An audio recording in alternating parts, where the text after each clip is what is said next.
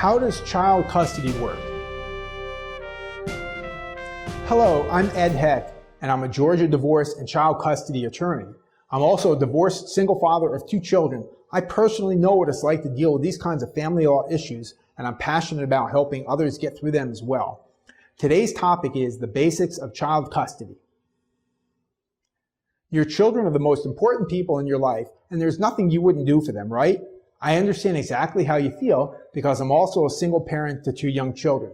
One of the most important things you can do for your children right now is to learn what your rights are and what they will be as you become a single parent.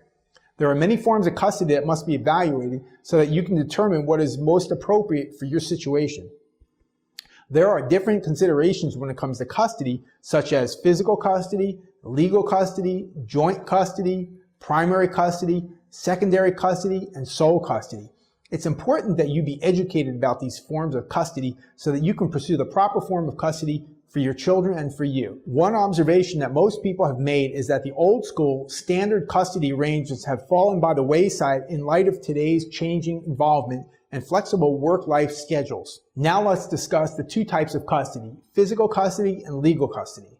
When the parents of a minor child divorce or end a relationship if not married to each other, there are 2 types of custody that the parents must address in the parenting plan, physical custody and legal custody. There are many different variations of custody that the courts may order or that the parties may agree to on their own. It is very common for the court to order joint legal custody, which means that each parent has access to the children's medical records and information, as well as their school and educational information, but the parents may not have equal physical custody, which refers to the physical presence of the children in the home.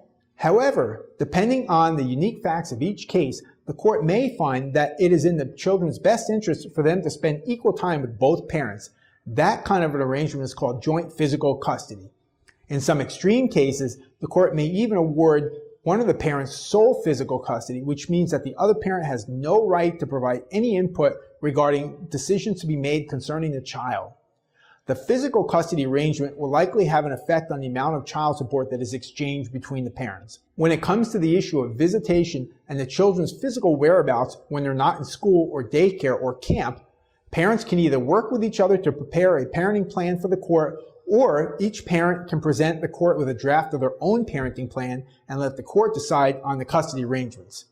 If the parents know what kind of physical and legal custody arrangement they want and just need a little bit of help to work out the details, then working together with their attorneys and perhaps using the services of a mediator to help negotiate differences is the best option.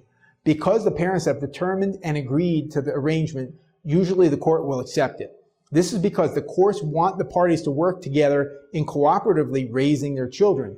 The court will review the plan and will most often respect their preferred agreement. I deal with this and other kinds of family law issues all the time in my practice, so call me at the number you see on your screen and we'll talk about your questions. Thanks for watching. I'm always happy to speak with you, and please click like or share if you're seeing this video on Facebook or YouTube so that others will see this important information too.